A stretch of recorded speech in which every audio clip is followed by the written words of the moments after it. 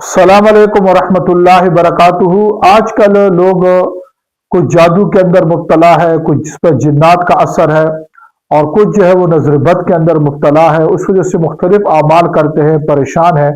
میں آج ان سب کے لیے آپ حضرات کو ایک عمل عرض کرتا ہوں، انشاءاللہ وہ سب کے لیے کام کرے گا۔ ہے انتہائی آسان عمل، مشکل بھی نہیں ہے۔